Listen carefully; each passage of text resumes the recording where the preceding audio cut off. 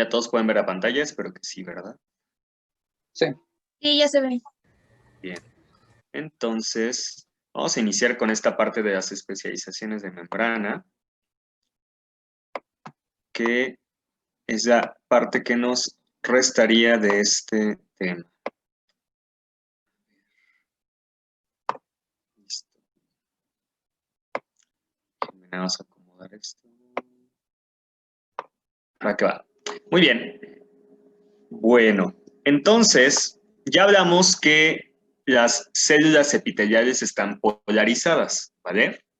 Y al estar polarizadas,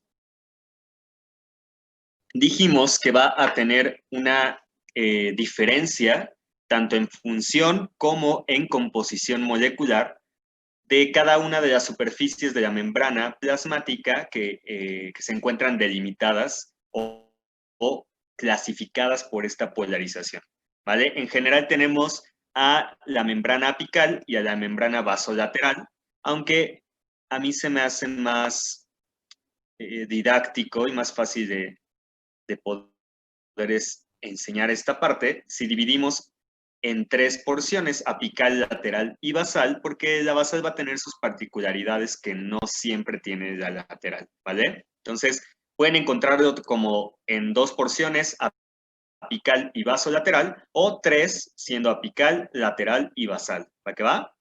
Muy bien. Entonces, vamos a empezar con la parte de la membrana apical. Y en el caso de la membrana apical, vamos a tener, bueno, en primer lugar, dijimos que la membrana apical va a estar comprendiendo toda la parte que está en contacto con la superficie libre. ¿Va que va? Y entonces, en ese sentido, vamos a saber que la membrana o las especializaciones de membrana apical pues van a ser o van a estar dadas para interactuar con todo lo que esté en contacto con la superficie libre o luminal de nuestros epitelios. ¿Va que va? ¿Qué encontramos en la superficie o en este dominio de membrana apical? Pues encontramos muchos canales iónicos. ¿Por qué?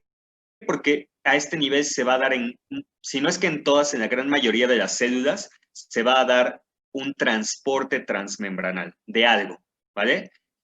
Generalmente en casi todas las membranas epiteliales del tipo que ustedes quieran va a haber algún tipo de transporte en la membrana apical. Si bien es cierto que hay ciertos epitelios especializados más en este intercambio o en esta absorción y secreción de ciertas sustancias. Entonces, tiene abundantes canales iónicos, tiene muchas proteínas transportadoras, también va a tener gran cantidad de bombas de tipo ATPasa sodio-potasio o de otras ATPasas, ¿vale? También tiene muchas glucoproteínas, porque si recordamos, el glucocálix en estas células va a ser más abundante en la parte apical, que es la que va a interactuar con otras sustancias u otras células. También va a tener algunas enzimas proteolíticas, sobre todo aquellos epitelios de absorción como en el intestino, y va a tener acuaporinas, ¿vale? Sobre todo en aquellos epitelios que se encarguen de la absorción y secreción de agua, como por ejemplo los túbulos renales o el propio intestino grueso también. En la membrana apical vamos a encontrar tres tipos de especializaciones que ya vimos cuando abordamos el tema de membrana como tal, ¿vale? Están las microvellosidades, están los estereocilios y están los cilios. Entonces, aquí pues nos vamos a ir un poco más rápido, ¿vale? Nada más recordando rápidamente esto y reforzar cómo se ven en la microscopia fotónica, que es sobre todo donde me interesa que las identifiquen más.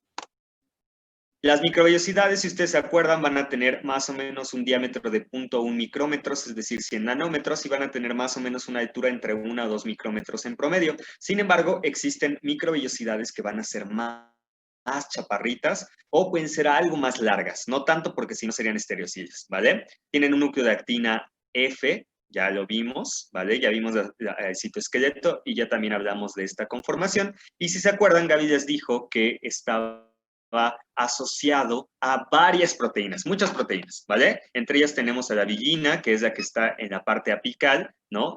Digamos, relacionando a todos los extremos positivos, extremos más, perdón, de nuestros filamentos de actina, y tenemos a las proteínas fibrina, fascina y espina que van a estar interactuando con los filamentos de ellos para formar los haces paralelos de estas microvellosidades, así como miocina y caemodulina que van a estar funcionando para unir estos filamentos al citoplasma, perdón, al plasmalema que los está rodeando, ¿vale? Van a unirse a un velo terminal, que ya también habíamos hablado de esto, que en este caso está formado por actina, sobre todo, y por espectrina, que va a estar ayudando a que se una este velo de actina al plasmalema apical. ¿Para qué va? También tenemos entre ellos otras proteínas como miocina 2, tropomiosina y su interacción con los filamentos de queratina, porque son células de tipo epitelial.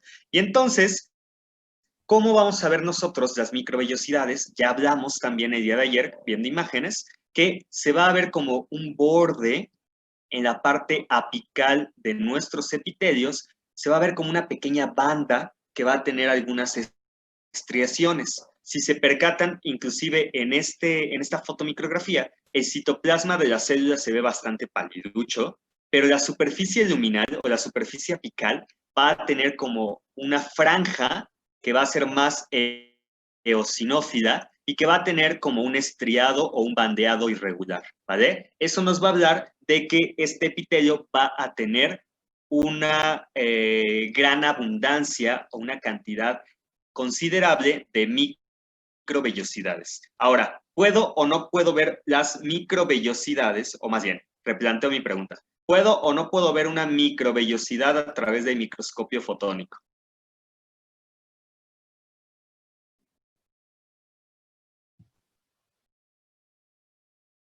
Muy difícilmente por el tamaño Muy difícilmente por el tamaño. ¿Cuál tamaño? de las microvellosidades. O sea, sí, pero a qué dimensión nos referimos? ¿Qué tamaño tú crees? O más bien, no, perdón. ¿Qué tamaño tú sabes que no se puede ver? ¿Cuál de las dimensiones que te mencioné?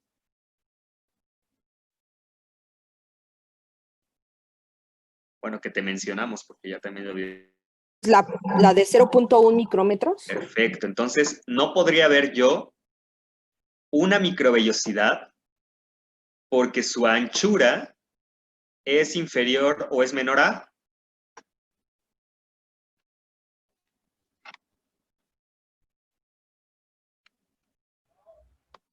al límite de resolución del microscopio óptico, que es de 0.2 micrómetros, ¿verdad? Entonces, al ser inferior a este, no se van a ver. Pero cuando yo las veo en conjunto, voy a poder apreciar la presencia de microvellosidades porque van a estar formando una estructura conjunta, ¿vale? Un borde o una banda que va a estar sobre la superficie apical y que en conjunto me va a dejar ver la presencia de ellas. Sin embargo, individualmente no las puedo observar porque son muy delgadas para el límite de resolución del microscopio óptico, ¿vale? ¿Qué tinción es esta?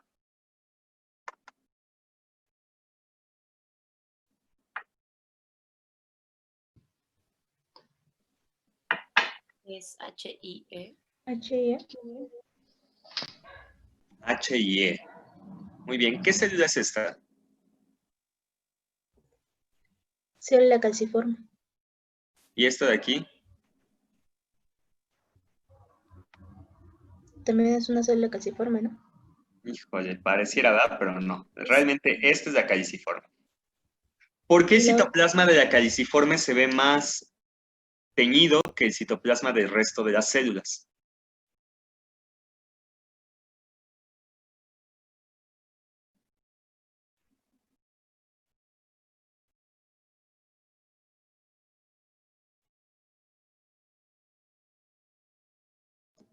Así como el borde, también el borde tiene una tinción mayor que el citoplasma.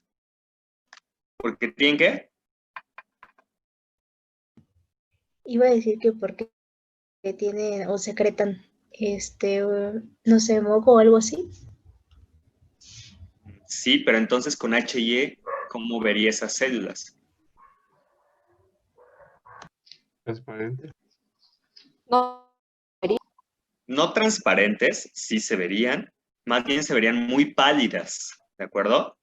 Entonces, ¿por qué aquí las estoy viendo más teñidas, al igual que las microvellosidades, que el resto del citoplasma celular? Que bueno, es una redundancia decir citoplasma celular, ¿verdad? Porque no hay citoplasma en otro lado. Muy bien, ¿qué resto del citoplasma de estas células? Porque entonces no fue teñida con HIE.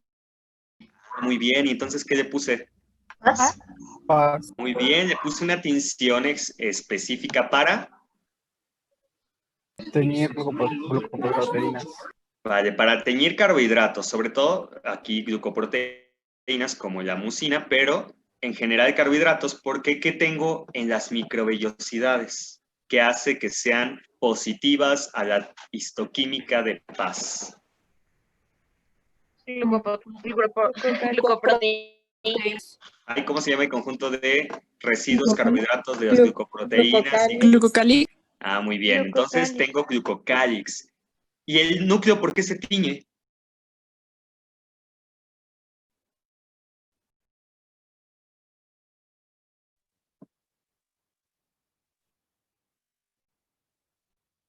Por la cromatina. ¿Y qué tiene la cromatina?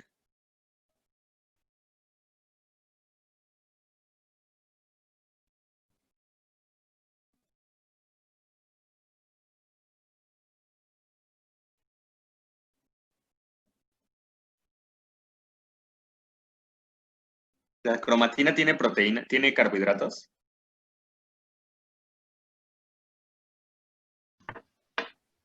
no, no tiene. Tiene proteínas, ¿no? ¿Cómo se forma un nucleótido?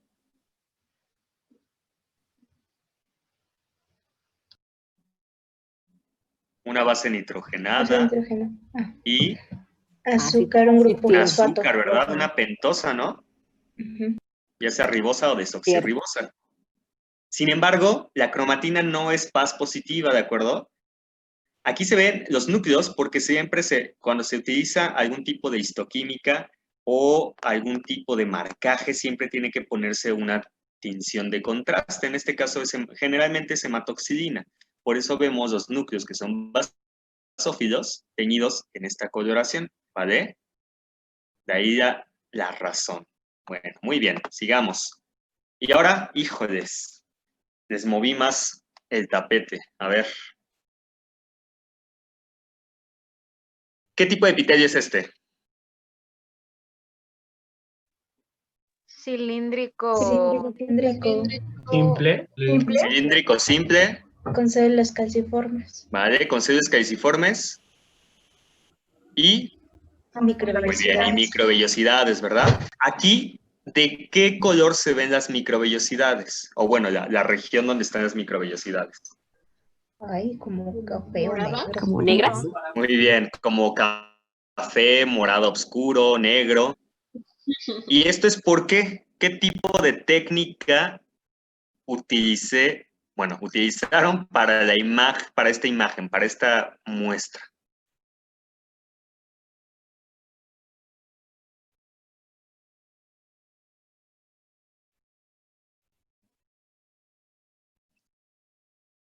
Muy bien, una impregnación metálica, perfecto. Y las impregnaciones metálicas, muchas de ellas se unen a regiones ampliamente glucosiladas.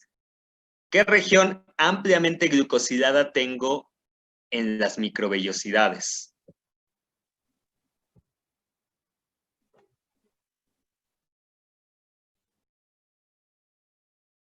Perfecto, el glucocálix otra vez, ¿verdad? Y entonces, con esta impregnación metálica, yo puedo observar cómo se une a toda esta zona rica en carbohidratos que representa el borde estriado, ¿vale?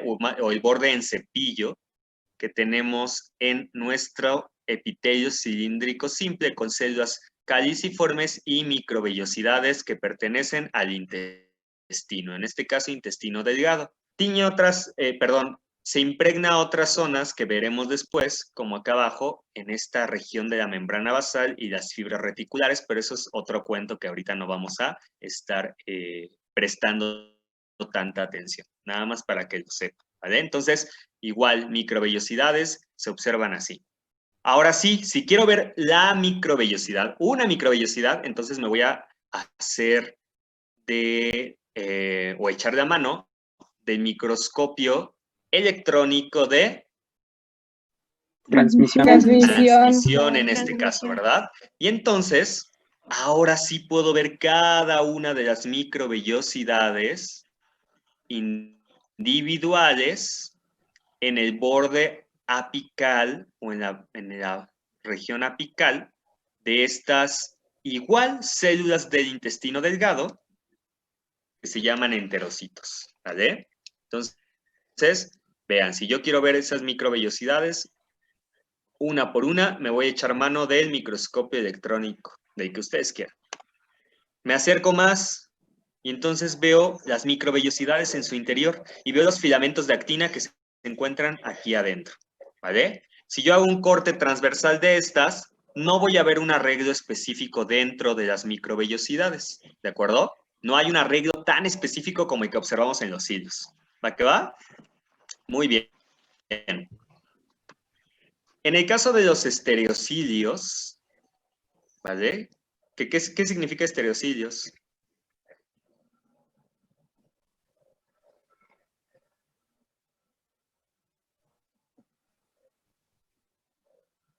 Ahí dice, viene del griego stereos y del latín cilium. Cilium, ¿qué significa? O bueno, cilium, como quieran ustedes, pero el latín clásico, Uy, fíjese que no hablo latín. cilium, significa pelo, ¿vale? Pestaña, es una pestaña. Y estereos, del griego, significa inmóvil, es una pestaña que no se mueve, ¿vale? Entonces, se le puso este nombre porque en un principio se pensó que eran como los cilios que se movían, pero que estos no se movían. Entonces dijeron, pues los otros son cilios y estos son estereocilios. La realidad es que son más bien microvellosidades muy largas, muy parecidas a las microvellosidades, pero más largas. Y entonces algunos autores las denominan también estereovellosidades. Se oye muy raro y la verdad es que no es un nombre ampliamente distribuido, y entonces, pues ustedes ya también saben que los estereocilios, pues van a ser, van a tener una estructura interna de actina, ¿no? Como las microvellosidades, pero no van a tener villina en la punta, tampoco van a tener la proteína fascina, y en lugar de tener miosina tipo 1, van a tener esrina y villina tipo 2 como proteínas de unión a la membrana plasmática. También van a tener alfa-actinina como proteína que va a estar relacionando filamentos de actina, sobre todo entre estereocilios que se van a unir a través de puentes citoplasmáticos, como ahorita vamos a ver. Y estas son microvellosidades muy largas, muy largas, ¿vale? De hasta 12 micrómetros de longitud, sin embargo siguen siendo de 0.1 micrómetros de anchura. Por lo tanto, tampoco se van a ver a través del microscopio fotónico de forma individual y solamente las vamos a poder apreciar en su estructura total a través del microscopio electrónico de transmisión. Ya vieron ustedes que se forman por actina y están las moléculas de alfa-actinina uniendo entre dos estereocilios y las demás proteínas asociadas a estos filamentos que ya mencionamos. ¿Cómo se van a ver? Así, como este bellísimo corte de epididim.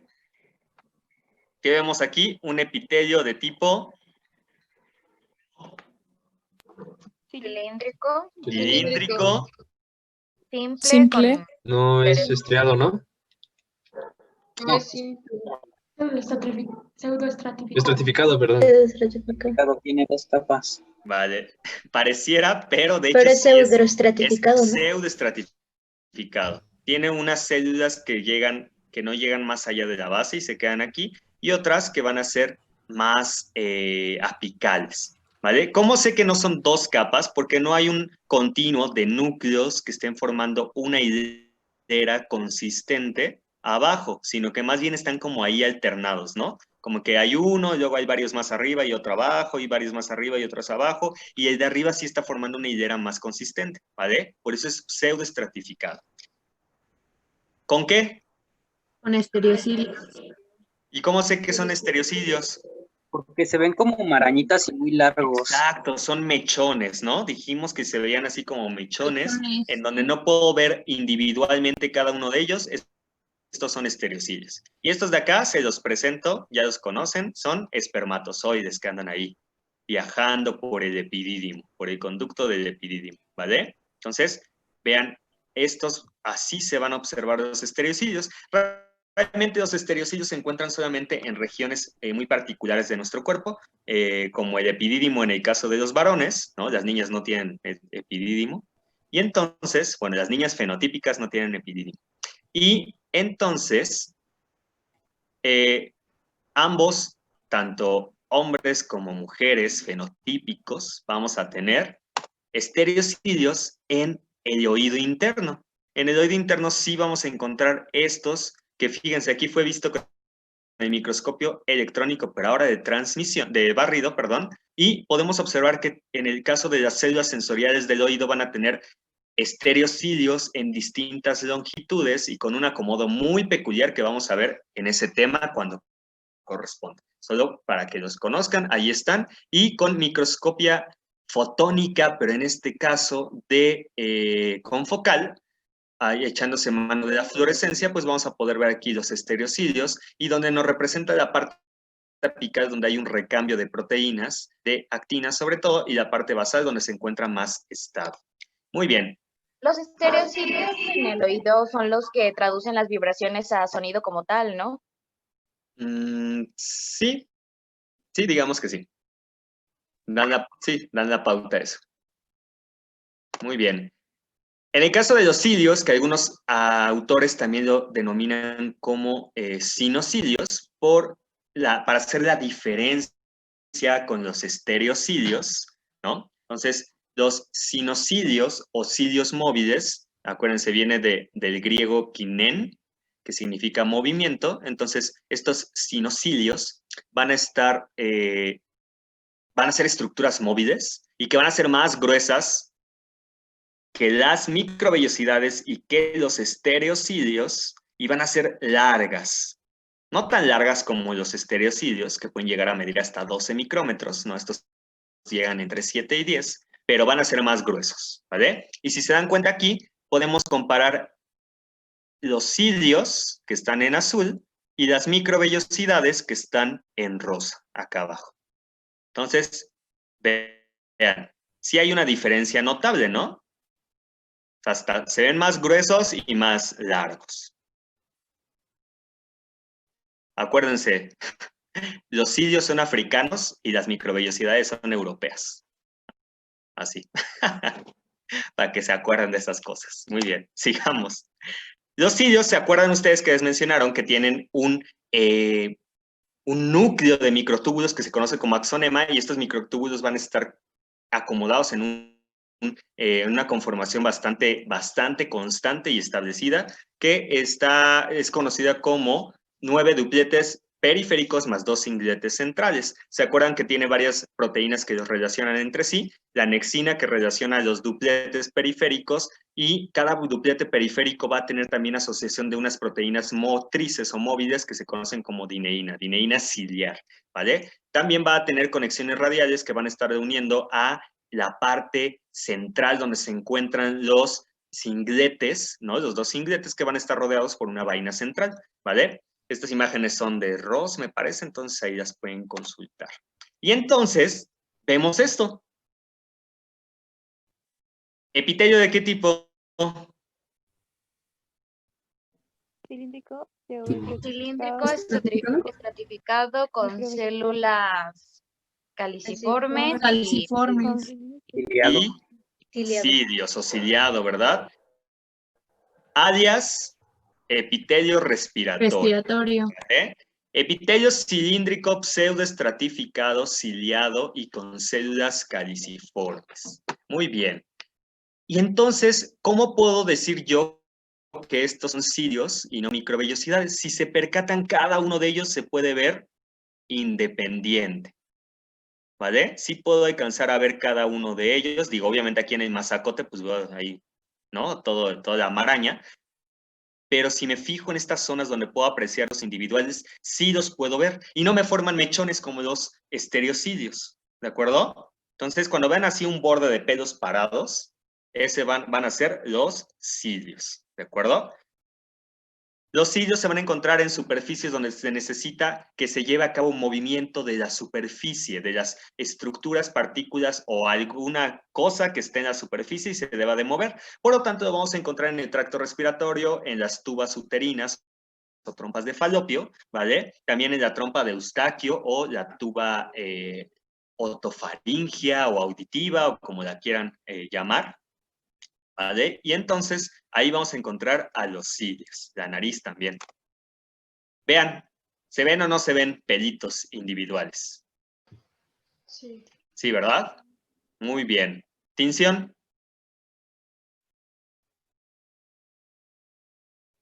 Colágeno en azul, células en rojo. Núcleos rojos, no pardos. Muy bien, Mallory, Hassan, ¿verdad? Perfecto, muy bien. ¿Se parece a Mason? Sí, es cierto, se parece a Mason. Si dicen Mason, pues se las tomaremos por buena, pero en realidad esta es una tinción de Mallory Hassan. ¿Va que va? Muy bien, perfecto. Y vean, microscopio electrónico de Barrido. Barrido. en donde podemos ver estos pelotes largos, gordos, cilios. Y estas enanuras flacuchas de acá abajo, microvellosidades. ¿De acuerdo? ¿Una misma célula puede tener ambas especializaciones de membrana? Sí, sí se puede. ¿Vale? Entonces, ahí está. El mismo epitelio, de hecho, puede tener distintas células con distintas especializaciones de membrana. Y si yo le hago un corte y lo veo a través del microscopio electrónico, en este caso de transmisión, entonces puedo ver el axonema perfectamente identificado, ¿no? Sus 9 dupletes periféricos y sus 2 cingletes centrales. Y si quiero ser más quisquilloso, ahí tengo esta imagen también tomada con microscopio electrónico de transmisión, en donde podemos observar cada uno de los microtúbulos, no, perdón, cada uno de los protofilamentos de cada microtúbulo, de cada duplete y de cada singlete, ¿vale? Para que vean que no desmentimos. Y además ahí tiene estas manchotas que son proteínas motrices, que son los brazos de dineína ciliar, ¿vale? Cada uno de estos microtúbulos asociados al túbulo A va a tener los brazos de dineína, uno periférico y uno central, o uno externo y uno interno. Y aquí están los radiales, ¿vale? Las proteínas radiales que están uniendo a esta vaina central donde se encuentra el singlete. Entonces, no es que nos estemos, que nos fumemos y nos estemos imaginando todas esas estructuras, ahí están, ¿vale? Muy bien. Los cilios van a tener en su base, ustedes ya hablaron también de esto, un cuerpo basal que va a tener la conformación de un centriolo, perdón, ahí me equivoqué, son 9 tripletes más 0, ¿vale? Va a tener un pedículo basal, que ya vieron también, una raíz estriada, bla, bla, bla, bla, ¿no? Y entonces estas imágenes donde podemos encontrar aquí a los cilios en su parte del cuerpo como tal, a diferencia de los cuerpos basales que se encuentran aquí por debajo del plasmalema apical y que están anclando a nuestros cilios al velo terminal, ¿vale? Vean si existen las raíces estriadas que aquí están, ¿no? Y nuestros pedículos aquí, que están diciendo hacia dónde se mueven nuestros cilios. El cilio tiene un recambio constante de proteínas, como cualquier otro filamento del citoesqueleto, y pues obviamente se va dando para que esté en óptimas condiciones. ¿Cómo se va a dar el movimiento de los cilios? Ya les hablaron también que los cilios se mueven a través de un movimiento que en tiempo se conoce como metacrónico. ¿Qué quiere decir esto? Que no se mueven como si fueran limpiadores de parabrisas, ¿vale? Sino que se mueven como uno atrás del otro, uno tras otro, como cuando hacen una ola en el estadio, bueno, cuando se podía hacer olas en el estadio, porque ahora ya no va. Entonces, así, se va moviendo uno, después otro, después otro, después otro, y esto favorece que haya un movimiento de las partículas en la superficie. Si yo hiciera nada más así, como si fuera un limpiaparabrisas, pues nada más estaría ahí moviéndote el moco de un lado a otro, ¿vale? No quiero eso. Yo lo que quiero es que se transmita y se pueda ir hacia otra parte. ¿vale? Por eso es un movimiento metacrónico, que quiere decir más allá del tiempo, ¿vale? A diferencia del sincrónico, que quiere decir al mismo tiempo. El movimiento ciliar se da por en dos tiempos, un golpe efectivo que es ¡paz! Rápido, y luego un movimiento de recuperación que es más lento y más como derechito o más rígido, por así decirlo. Mientras que el golpe efectivo es rápido y va hacia adelante, el movimiento de recuperación es más lento y va en sentido retrógrado, ¿vale? Existen otros cilios, como los cilios primarios, que son inmóviles, que los tienen muchas células de nuestro cuerpo y sirven sobre todo como detectores químicos o físicos de movimiento o de sustancias en el contenido de líquidos. O tenemos también a los cilios nodales, que solamente los encontramos en el feto y que van a servir sobre todo para ciertas funciones de distribución lateral en nuestro cuerpo, ¿vale? Los cilios nodales se descubrieron en el nodo primordial, que va a dar la pauta para decir esto es izquierdo y esto es derecho. Corazón va inclinado hacia este lado, el pulmón derecho va del otro lado, ¿vale? El estómago va hacia la izquierda, el hígado va hacia la derecha y etcétera. Para eso nos va a servir en un principio esos nodos, esos cilios nodales. Tan, tan. Muy bien. Ya, se supone que eso ya lo teníamos más entendido porque lo vimos anteriormente y ahora vamos con esto que a veces es un poco complejo de entender, pero es fácil cuando ya lo tenemos presente, sobre todo es porque tiene muchas proteínas y entonces se les complica ahí como el aprenderse todas las proteínas, pero en general sobre todo me interesa más que sepan la función. Sin embargo, pues sí es interesante y también es funcional para ciertas enfermedades conocer la conformación de estas cosas. ¿Y de qué estoy hablando? Estoy hablando de las uniones intercelulares, ¿vale? Cuando nosotros observamos un corte de un epitelio, sobre todo de epitelios cilíndricos, digo sobre todo porque no solamente en ellos se encuentra, pero es más evidente ver esto, observamos una línea densa por debajo del plasmalema apical y esa línea densa se conoce como barras terminales, ¿vale? Esas barras terminales en un principio se pensaban que estaban formadas por cemento celular, cosa que no existe, ¿vale? Pero bueno, en un principio, antes de que surgiera el microscopio electrónico, se decía que pues, las células estaban unidas entre sí por un pegamento o cemento celular. Más adelante se dieron cuenta que realmente esa cohesión que hay entre las células epiteliales está dada gracias a complejos de unión que se forman por distintos tipos de uniones celulares que están distribuidas de diversa forma. Y entonces observamos esto. Esto que vemos aquí, desde la parte más apical, ¿y cómo sé que es apical? Porque aquí están mis microvellosidades y aquí está mi velo terminal. Entonces, desde la parte apical hasta esta zona de acá que parece como un hot dog, ¿vale? Esto se conoce como el complejo de unión. Y este complejo de unión va a estar formado por varios tipos de uniones intercelulares. Aquí hay un tipo de unión intercelular que es distinto a este que tenemos aquí abajo, que es distinto a este que tenemos aquí, ¿vale? Estos tres elementos van a componer el complejo de unión y ahorita los vamos a conocer.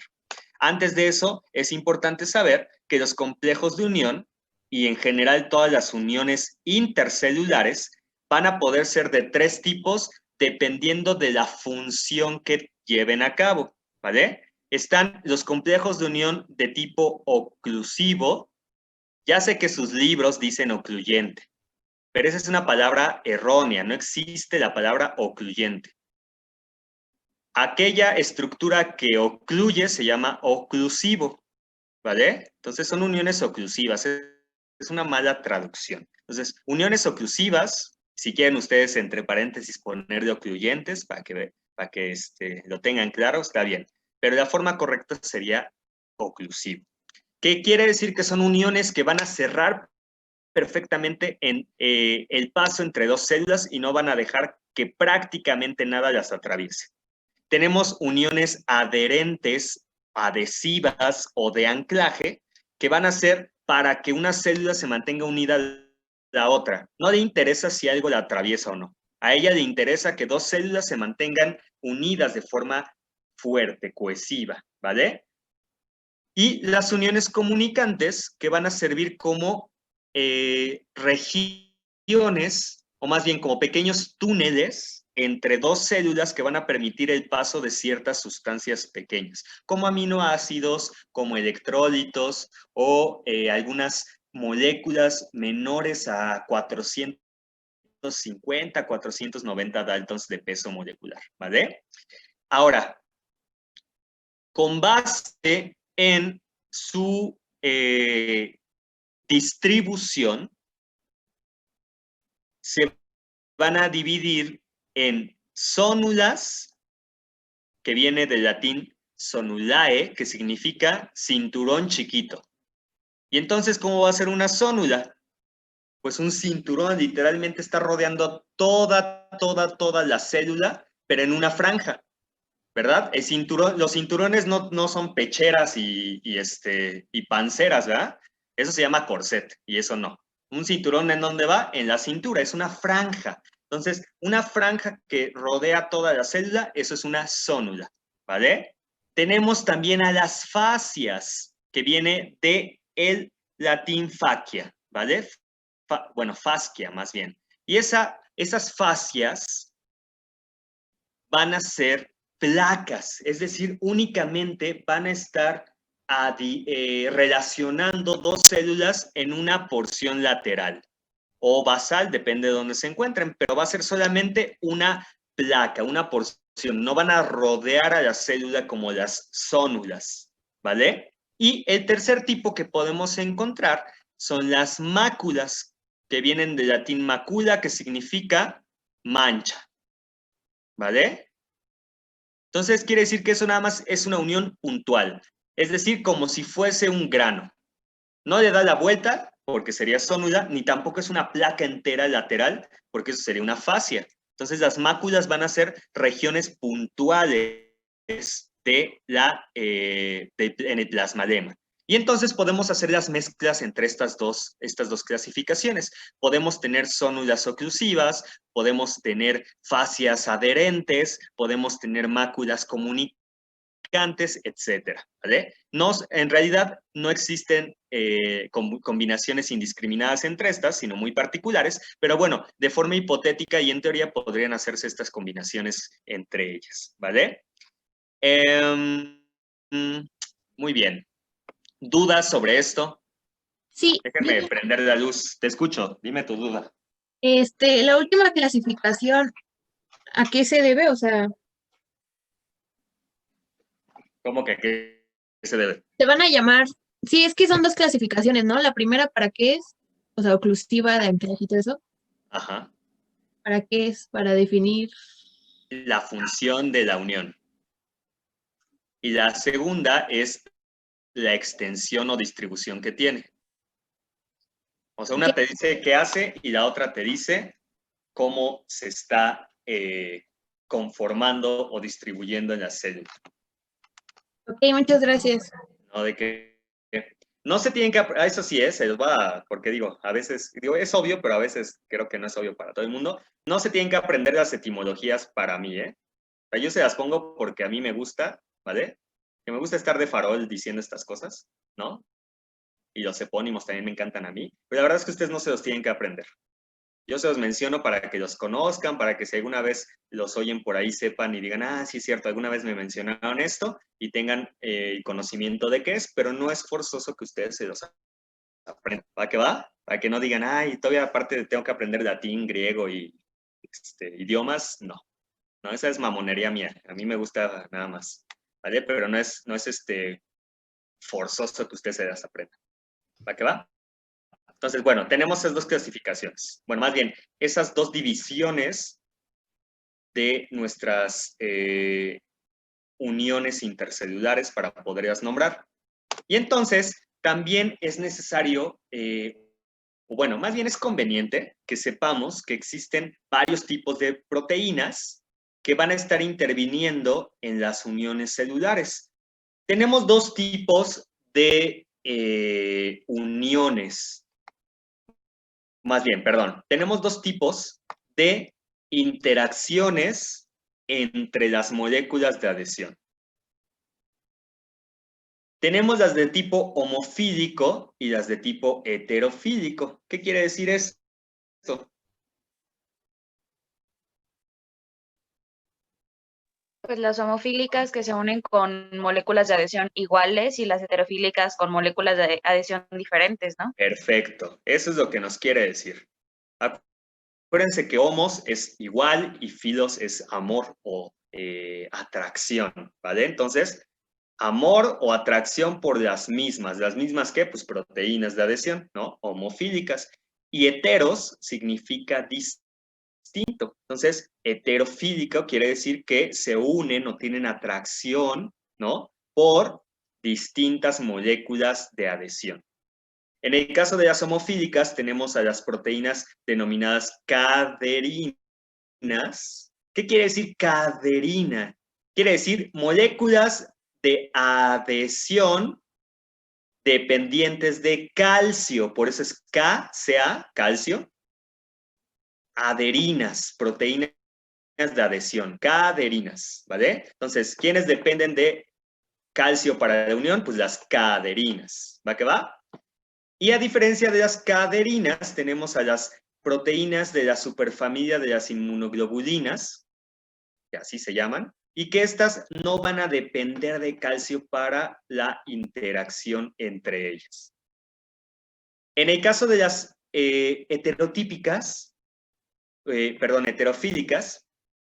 vamos a ver que se van a unir a otras proteínas que van a ser o bien de matriz extracelular, como en el caso de las integrinas, y se llaman integrinas porque integran una célula a la matriz extracelular, ¿vale? O las selectinas, que van a estarnos relacionando entre distintos tipos de células. Estas sirven sobre todo para las uniones, por ejemplo, de las células sanguíneas o del sistema linfático a las células epiteliales de ciertas regiones corporales, ¿vale? En este caso, en el caso de los epitelios, vamos a tener sobre todo a las caderinas y a las integrinas participando en esta unión intercelular, ¿de acuerdo? Este es un esquema de Ross, ahí pueden revisarlo si gustan. Y entonces vamos a empezar con las primeras uniones. Tenemos a las más apicales de nuestro complejo de unión. Tenemos a las sonulas occludens, ¿vale? Y aquí les quiero hacer también una invitación, ¿vale? Una sugerencia. Si ustedes van a decir sonula oclusiva, sí lleva acento y están hablando ustedes en español. Pero no pueden decir sonula occludens, porque están combinando español con latín, y eso no es correcto, porque estos tienen un nombre denominado. Entonces, o dicen sonula oclusiva, o dicen sonula occludens, que es el nombre que tienen en latín, ¿de acuerdo? También las pueden llamar como uniones estrechas, y es correcto. Estas sonulas occludens van a tener, dijimos, si es una sonula, ¿cómo es su distribución? Como cinturón. Cinturón. Exacto, en forma de cinturón, ¿verdad? Como si fuera una franja alrededor de toda la célula. Y si es oclusiva, ¿qué quiere decir? Que cierran totalmente el paso entre las dos Exacto, el células. espacio. Y entonces no dejan que nada atraviese por aquí, ¿verdad? O casi nada atraviese entre estas dos células. Es decir, que el movimiento paracelular o intercelular se restrinja. Y al ser una sonula, pues prácticamente todo alrededor de la célula está cerrado. No permite que pase prácticamente nada más que si acaso agua y algunos electrolitos, pero eso es muy así si acaso. Por eso se encuentra en la zona más apical de mis células, ¿vale? En la zona más apical del complejo de unión. Y además, ¿qué otra función va a cumplir?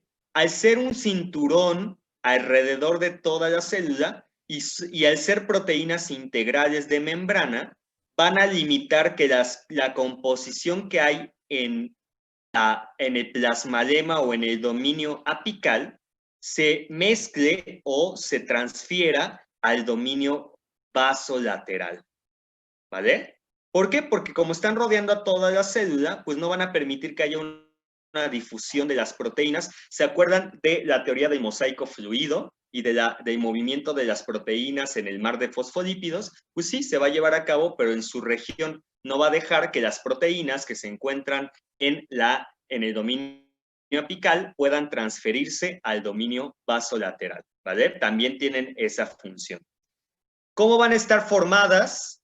Van a estar formadas por una serie de proteínas, en este caso las proteínas transmembranales, que van a estar interactuando a través del espacio extracelular, van a ser las caderinas, ¿vale? Va a haber aquí caderinas y por lo tanto estas uniones van a ser dependientes de Calcio. calcio, ¿de acuerdo? Dependientes de calcio. Y estas caderinas también van a estar interactuando, van a estar más bien participando de las otras que son mucho más importantes, que se llaman claudinas y ocludinas. Y se llaman así porque pertenecen a las zónulas oclusivas o a la zónula occludens, ¿vale? Por eso se llaman ocludinas de occludens y claudinas de clausurar, ¿vale? De ocluir. Entonces, claudinas y ocludinas de zónula occludens, ¿vale? O de zónula ocluyente, digo oclusiva, miren, ya estoy equivocándome, de zónula oclusiva, ¿vale? También es importante mencionar que estas proteínas, estas proteínas transmembranales se van a unir a los filamentos de actina del velo terminal. Por eso como son apicales, se van a unir a los filamentos de actina que se encuentran allá arriba. Pero no se van a unir de forma directa, sino que se van a unir a través de un complejo de proteínas que se conocen como proteínas ZO de Zonula occludens, ¿vale? Entonces, tenemos tres tipos, ZO1, ZO2 y ZO3, que van a estar mediando la interacción entre las claudinas, ocludinas y caderinas con los filamentos de actina del citoesqueleto. ¿Va que va? Van a formar una unión intercelular hermética para limitar el paso, como dijimos, de sustancias entre las células que aquí encontramos, ¿vale? Y entonces me van a estar formando, si bien es cierto que es una distribución en franja, la verdad es que si nos metemos a la ultraestructura, pues van a ser como varias líneas que me van a estar formando esta franja, como si fuera uno de esos cintos o esos cinturones que son como tejidos, ¿no? Que pueden ser como de resorte o de correas de cuero, que son así como entretejidas. Realmente van a ser así, no es como si fuese un cinturón liso, sino que van a ser un conjunto de varias uniones lineales que van a estarse entretejiendo para formarme ese cinturón. Y entonces, así es como se ve. ¿Qué tipo de microscopia es esa que estoy observando ahí?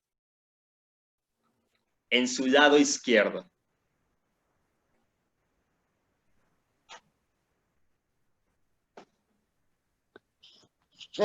¿Es electrónica de barrido? En el lado izquierdo. ¿Izquierdo? ¿Hay una micrografía? No sé, pues por eso yo pregunté. Ah, caray, yo nada más veo dibujitos. Ah, muy bien. Entonces es un esquema, ¿verdad? Un esquema, perfecto. Eso quiero que me digan. No, güey, ese es un esquema. Ahora sí, del lado derecho, tipo de microscopía. Electrónica de barrido. ¿Electrónica de barrido? Híjole, y si les dijera que es electrónica de transmisión. No le creería. Yo lo sé, pero sí, efectivamente, porque esta es una técnica especial que se conoce como réplica por criofractura, ¿vale? La técnica de réplica por criofractura se realiza con el microscopio electrónico de transmisión. ¿Qué es lo que se hace aquí? ¿Es la que dijo que es como sacar un molde? Exacto, como una impresión negativa. Y después la ves bajo este microscopio y se observa esto. Perfecto, es una esta es una réplica por criofractura, ¿vale? No es una electromicrografía de barrido, sino más bien es una réplica por criofractura. ¿Listo? Podemos diferenciar las dos. Exacto. Ajá, exacto.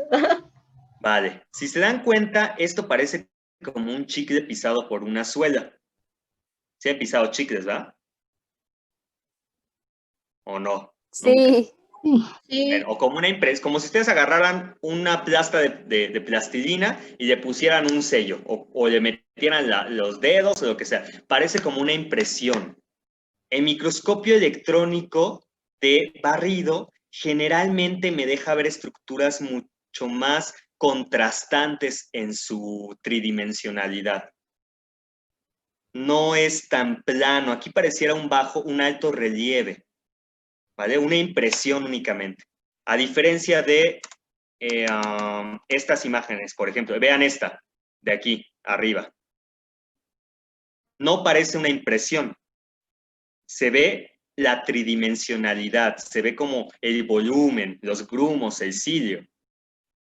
¿Sí? No sé si alcanzan a ver la diferencia.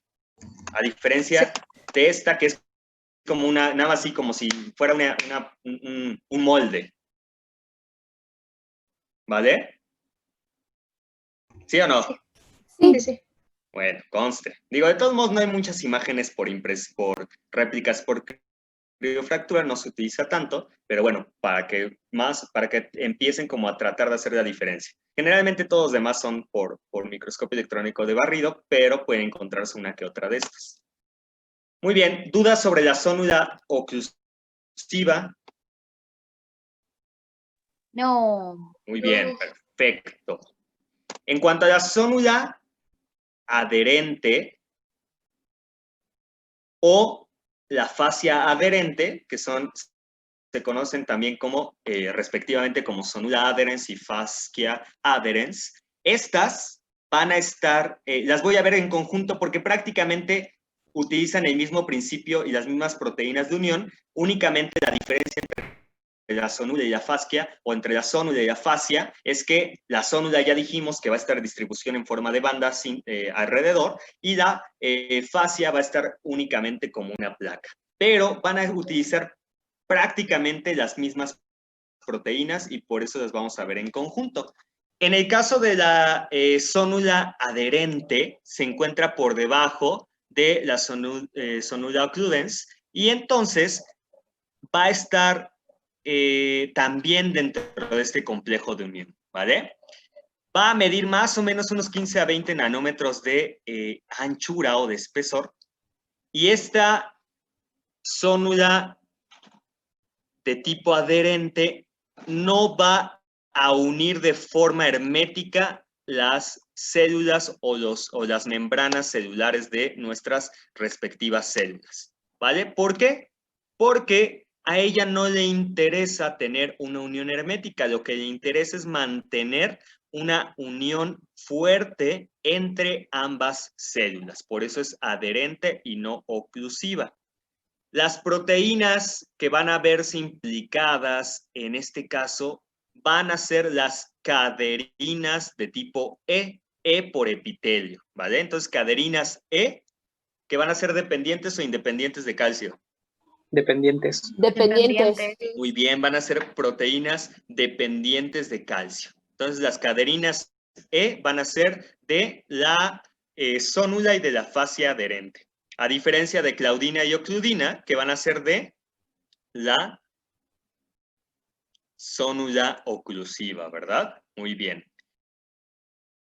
Al igual que las zónulas oclusivas, que necesitaban de una proteína para interactuar con los filamentos del citoesqueleto, también las zónulas y las fascias adherentes van a necesitar de una serie de proteínas que los ayuden a interactuar con los filamentos del citoesqueleto. En este caso, estas proteínas van a formar una placa que se llama placa citoplasmática, y si ustedes se dan cuenta, están en el lado citoplasmático de ambas células, y van a estar formando esta placa unas proteínas que se llaman catenina vinculina y alfa-actinina. Sobre todo catenina y vinculina son las que van a estar formando la placa como tal, y a través de la alfa-actinina o actinina alfa van a estarse uniendo a los filamentos de actina. Ojo, entonces llevamos 2 que se unen a filamentos de actina.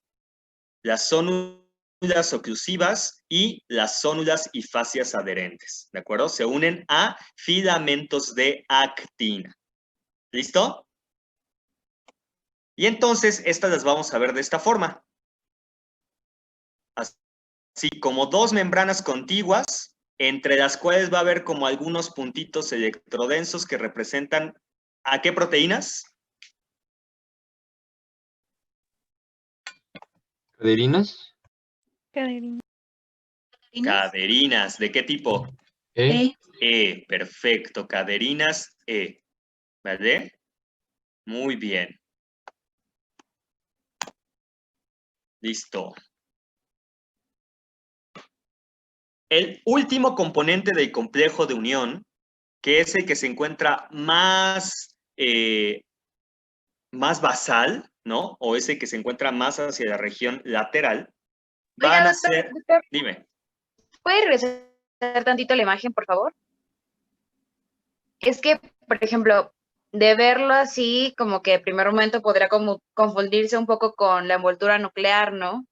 Bueno, yo cuando lo vi me recordó un poco a eso. Sí, sí podría ser, sí, pero la envoltura nuclear no tiene de ambos lados esta zona que pudiera aparentar la membrana, perdón, la lámina nuclear, ¿no? O sea, sí tienes razón, sí así de primera impresión, así como de, ¿no?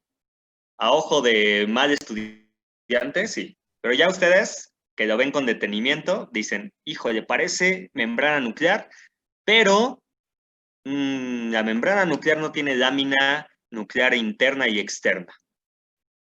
Y además, digo, yo entiendo tu confusión porque, por ejemplo, aquí podrías decir, güey, este es como un poro nuclear, ¿no? Porque aquí se ven más pegaditas.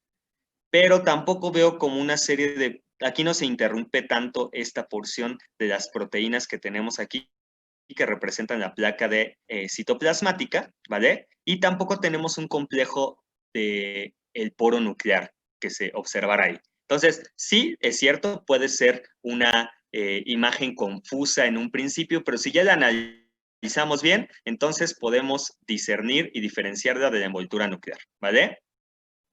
Vale, sí. ¿Sí, Gracias. sí te quedó clara la diferencia o no?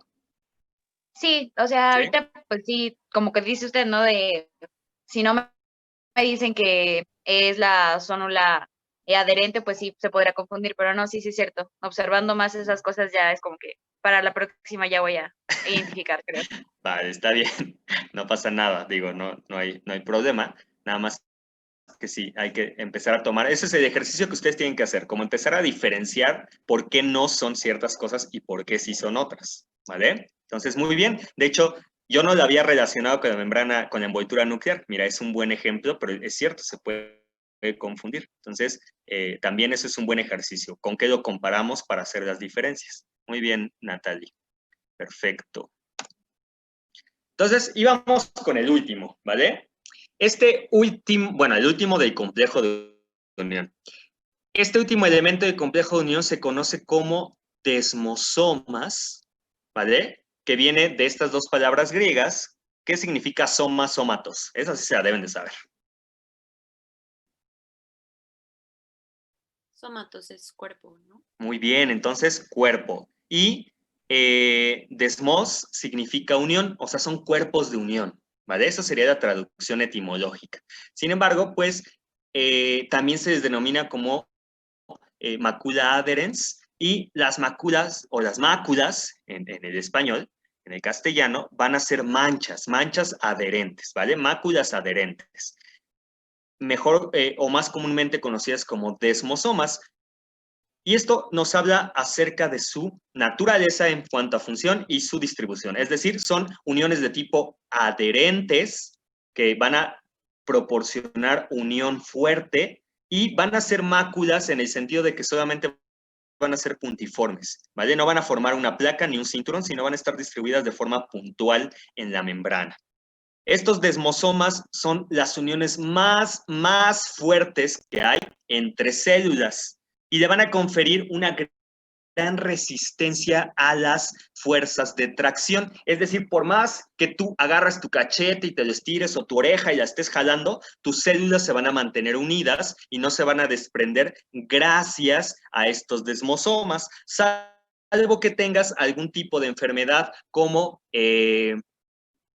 las enfermedades ampollosas cutáneas, por ejemplo, como la epidermólisis bulosa, o el pénfigo y el penfigoide, sobre todo el pénfigo, hablando de desmosomas, ¿vale? Entonces, si tú no tienes ninguna de esas enfermedades, tus células se mantienen bien unidas y tú puedes jalarte tu oreja, ¿vale? Puedes hacerle así y no se te van a desprender las células, o por lo menos no las más profundas. Las superficiales que tienes aquí descamándose, pues sí, pero las más profundas no se desprenden. Y eso es gracias en gran parte a estos desmosomas. A diferencia de las zónulas y la fascia que vimos previamente, de las zónulas tanto oclusiva como la zónula adherente y la fascia adherente, a diferencia de ellas, este se va a unir a los filamentos intermedios, cuya función es...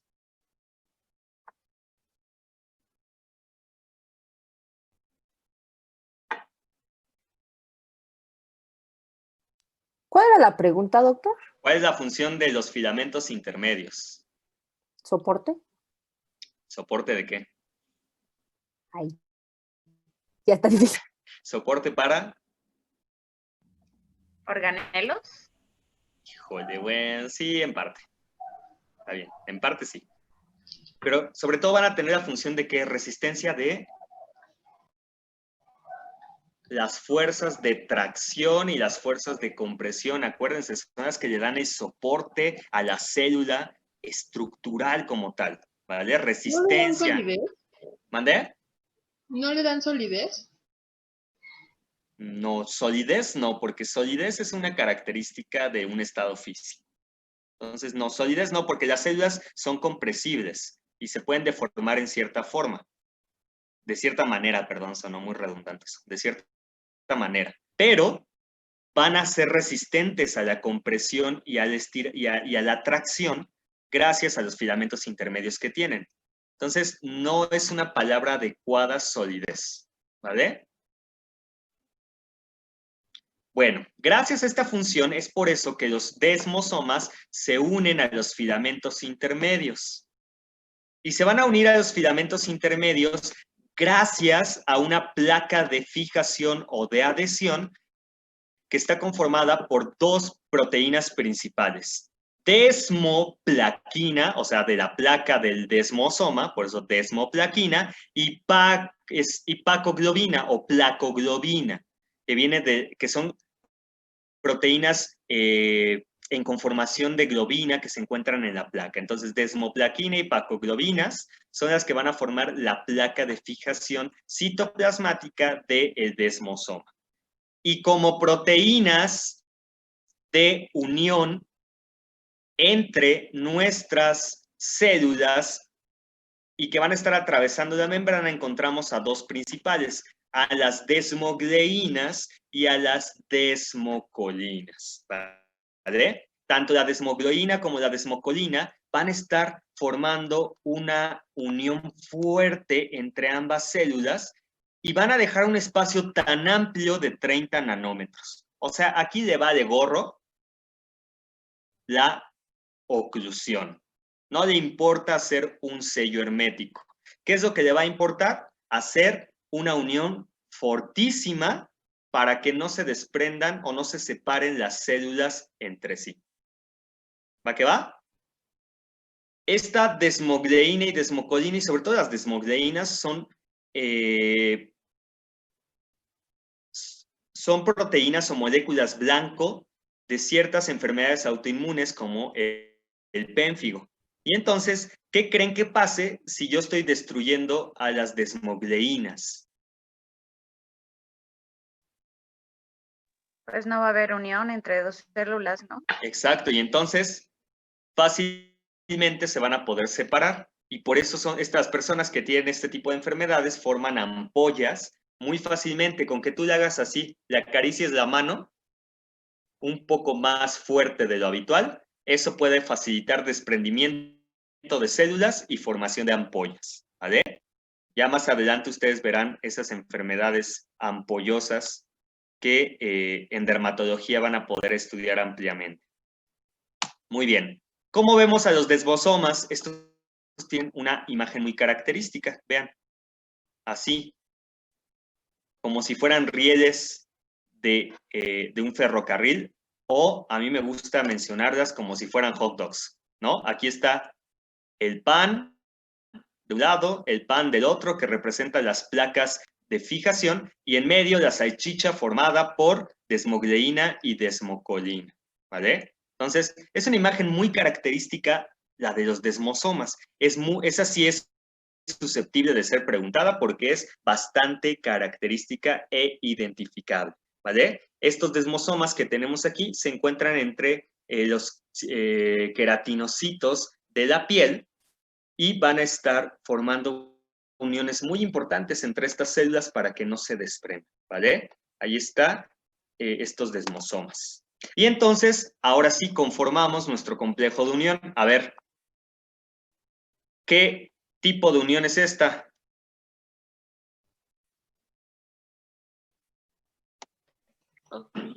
La más ¿Oclusiva? apical, muy bien, sonula oclusiva, ¿verdad? Sonula occludens. Luego viene esta que tiene un espacio más amplio y que lleva de gorro la hermeticidad. La sonula Adherente. adherente, ¿verdad? Adherente. Muy bien, sonula adherens. Y luego tenemos esta acá abajo que se ve así súper tosca, gorda, representativa, que es desmosomas. Muy bien, esto es lo que forma el complejo de unión. Esos tres elementos. No confundan complejos de unión con uniones intercelulares, ¿vale?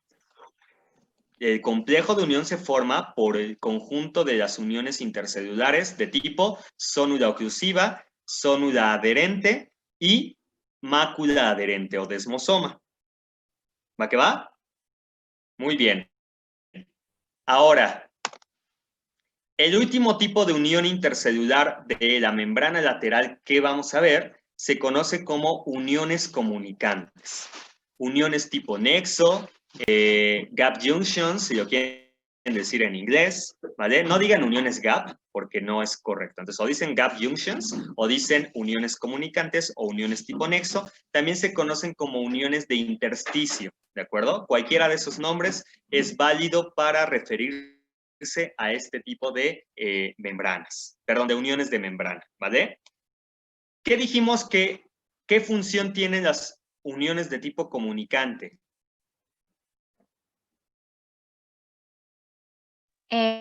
Hacen como túneles.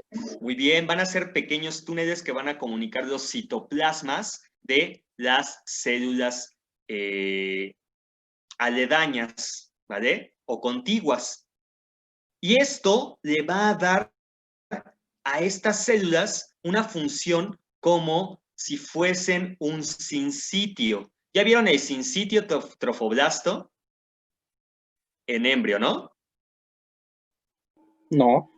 ¿No han visto el sincitio trofoblasto? ¿No han visto placentación, implantación y placenta? No. No. No. ¿Neta? Bueno, está bien, les creeré. Va que va, les creo. Un sincitio es un conjunto de células que funcionan como si fuesen una misma. Y existen sincitios anatómicos, que es realmente conexiones entre las células como puentes, y sincitios funcionales o fisiológicos, que son estos, que las células no están unidas como tal, no se continúan sus citoplasmas como tal, pero existen pequeños poros formados por estas uniones que van a hacer que se comuniquen los citoplasmas y funcionen como una misma. ¿En qué tipo de célula, de órganos creen ustedes que sea importante que haya este tipo de conexiones?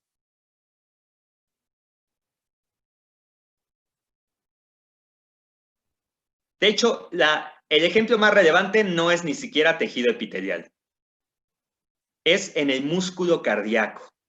¿Por qué? Porque necesitamos que las células de mi músculo cardíaco se estén comunicando entre sí para poderse contraer de forma tanto simultánea como secuencial en ciertas regiones, ¿vale? Entonces yo necesito que se comuniquen entre sí para que funcionen como si fuesen un mismo elemento y pudiera darse la contracción. Imagínense que yo me esperara que cada célula cardíaca se contrajera de forma individual y distinta. Pues mi corazón no funcionaría para nada, ¿vale? Entonces, para este tipo de actividades se necesitan estas uniones comunicantes. Las uniones comunicantes están dadas gracias a estos túneles que están formados por unas proteínas que se conocen como conexinas, ¿vale? 6 conexinas me forman un conexón, ¿vale? Y esas conexinas que se unen para formar un conexón se van a afrontar al conexón de la otra célula para formarme una unión comunicante. Esto es lógico y es obvio. Si yo tengo aquí un túnel y otro túnel y no se afrontan, pues no van a comunicar nada, ¿verdad? Si quedan desfasados, pues no va a haber el paso. Tienen que comunicarse un tubo con otro tubo perfectamente. El conexón de una célula con el conexón de otra célula. Cada conexón está formado por 6 conexinas, ¿de acuerdo? Además, hay que tener en cuenta que estos túneles hidrofílicos solamente van a dejar o van a permitir el paso de pequeñas sustancias muy, muy chiquitas. Van a dejar un túnel de 1.5 a 2 nanómetros de diámetro, o sea, es muy pequeño el espacio, que va a tener una longitud de 10 nanómetros, también muy pequeño, poco más de lo que mide el espesor de una membrana plasmática, ¿no? Y van a dejar realmente, va a haber un espacio entre célula y célula, pocos nanómetros, de 2 a 4 nanómetros. ¿Va que va?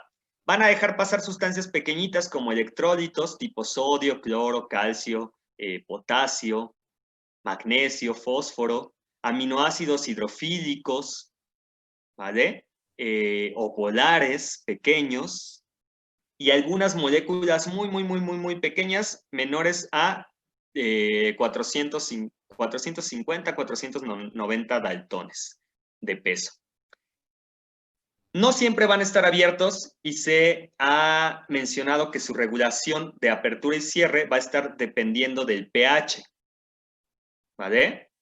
Cuando el pH es bajo y las concentraciones de calcio elevadas, se cierran. Y cuando el pH es elevado y las concentraciones de calcio disminuyen, se abren, ¿vale? Eso es lo que va a estar regulando su apertura y su cierre. Mande. Oiga, es que en bioquímica vimos un caso clínico donde mencionaban algo sobre el enterocito, bueno, los enterocitos, y mencionaban algo así sobre el canal de calcio y el canal de cloro que se abría y se cerraba, y también tenía que ver con el pH. No tiene que ver aquí, ¿no? No, los canales de cloro y de calcio y de potasio y otras cosas son otras cosas distintas, ¿vale?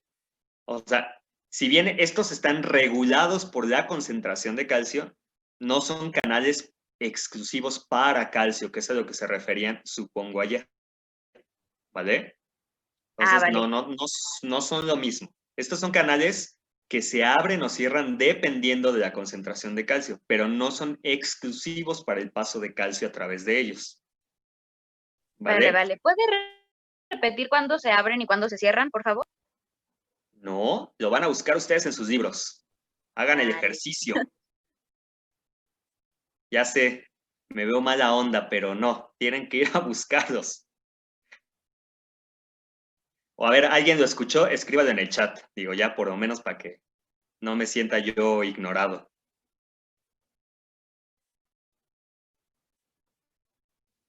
Bueno, ahí lo Era pones. cuando el pH estaba bajo y el calcio alto, sí, sí, cierra, sí, va, ya. Vale, muy bien. De todos modos, no me crean, vayan y búsquenlo, porque puedo yo meter la pata. Ya les dije, no soy infalible y me puedo confundir. Entonces, búsquenlo y ya ven. En el que ustedes quieran, Garner, Ross, Kenneser, inclusive creo que sí se los menciona el Fortul también. Ahorita voy a hacer una encuesta para ver algo, pero ahorita vemos. Muy bien, listo. Así se ven a través de la microscopia electrónica de transmisión, pues son zonas donde se ven bastante unidas las membranas. Realmente no puedo ver a los conexones como tal. Al menos que yo utilice un microscopio muy específico como este de acá. ¿Qué tipo de microscopio es?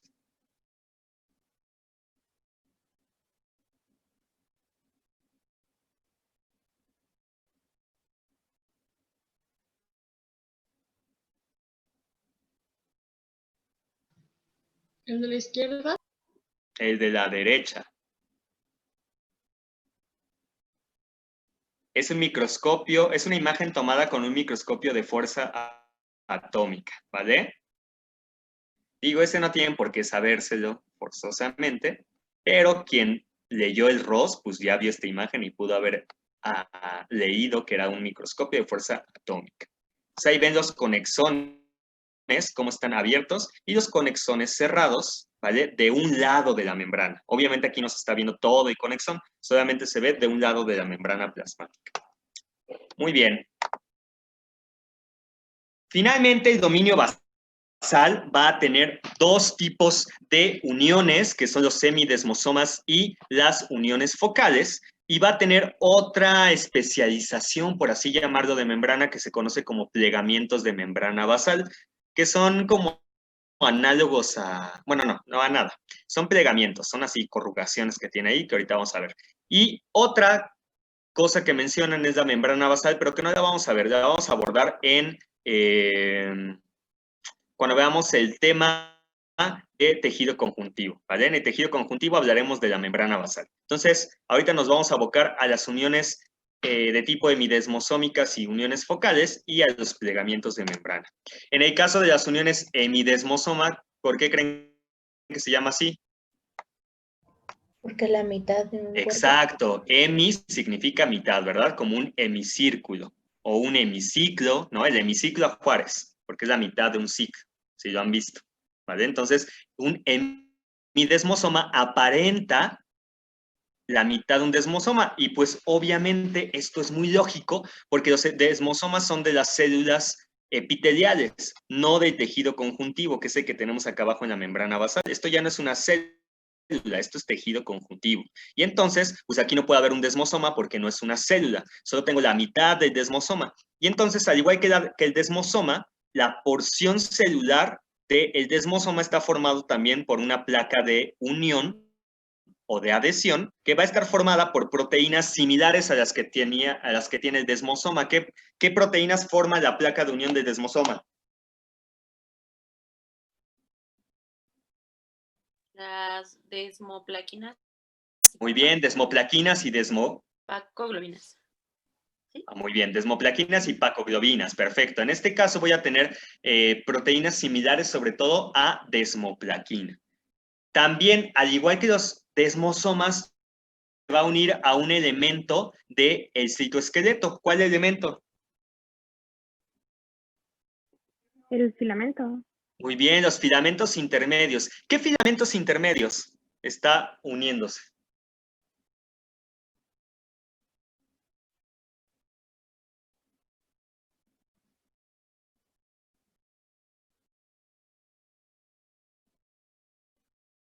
Muy bien, se les va a quedar de tarea porque esa es una pregunta que se integra con el tema anterior, ¿vale? La verdad es que es lógico, pero bueno, búsquenlo. ¿Qué filamentos intermedios se unen a los desmosomas? A diferencia de los desmosomas y hemidesmosomas, a diferencia de los desmosomas, en los cuales los filamentos intermedios llegan, se insertan en forma, hacen un bucle y salen nuevamente, en los hemidesmosomas, los filamentos intermedios llegan de forma terminal, se clavan y se quedan ahí, ¿vale? ¿Qué tipo de proteínas transmembranales voy a tener aquí? Ya hablamos de que como no voy a estarme uniendo a otras células, sino que me voy a estar uniendo a la matriz extracelular, pues voy a tener proteínas particulares que se denominan integrinas. En este caso voy a tener integrinas que se unen a colágena tipo 4, que es propia de las membranas basales, y a laminina, que es una glucoproteína de adhesión también muy común en las membranas basales, ¿vale? Además de las integrinas, también voy a tener otro tipo de proteína de unión que se conoce como colágena tipo 17, o antes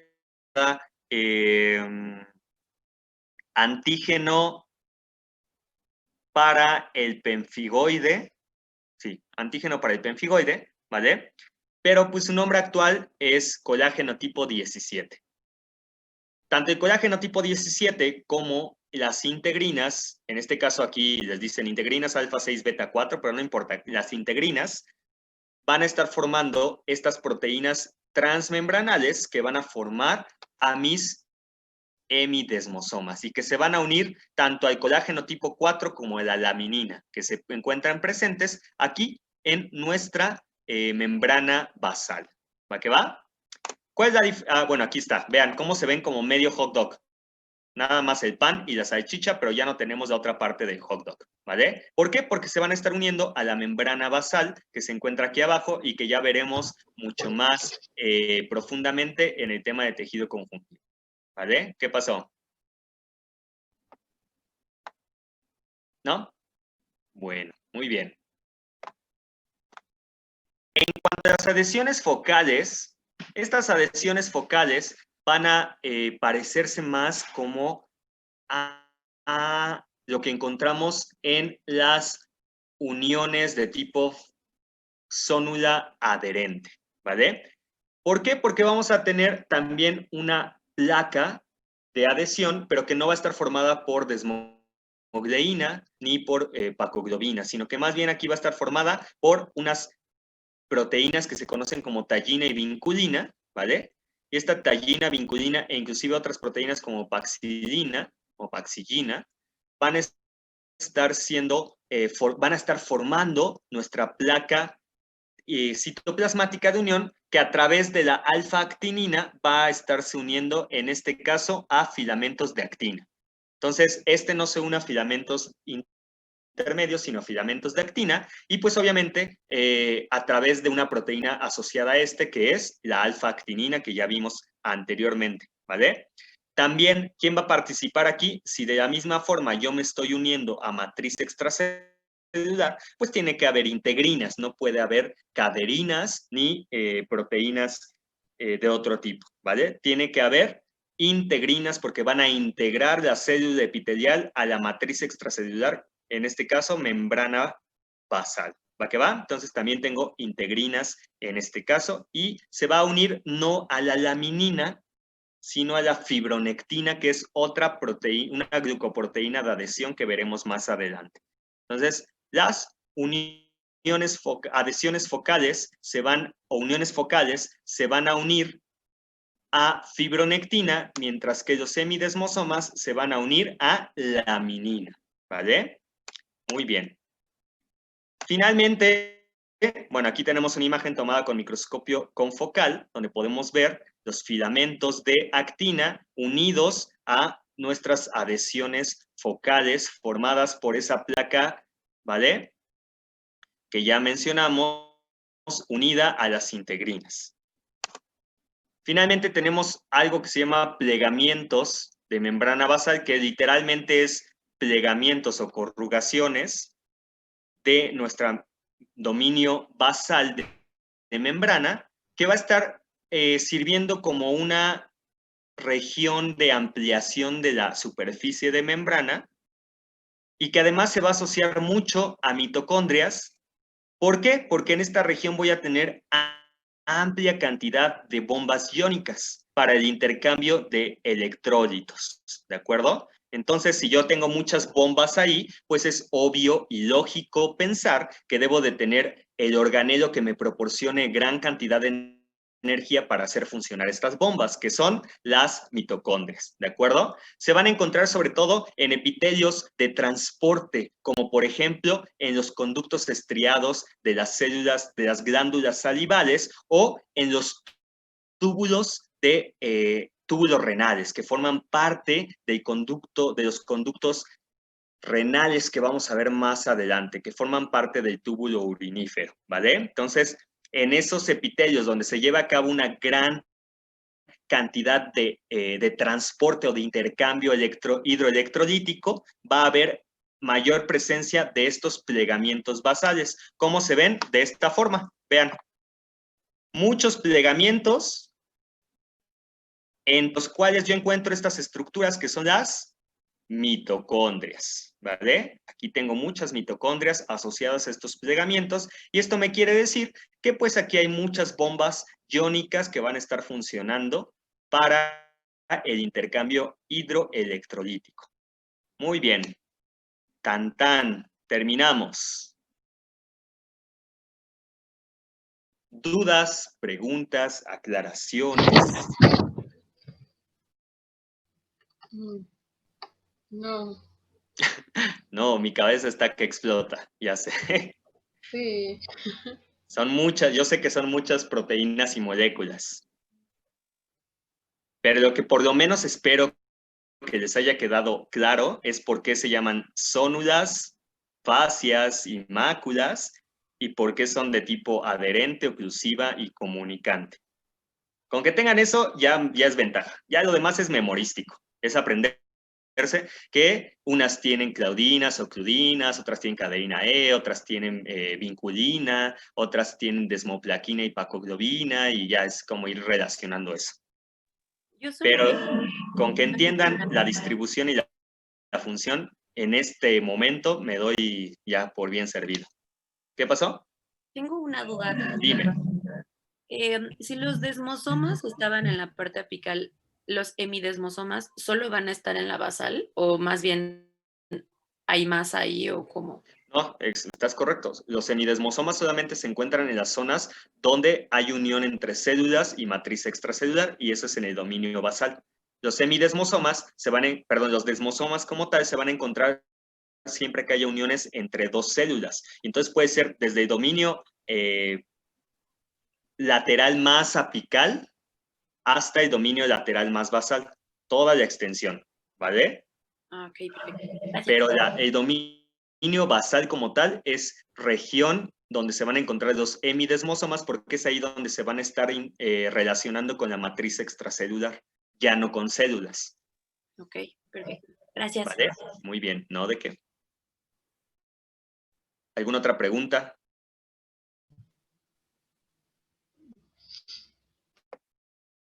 ¿No? Entonces puedo preguntar yo.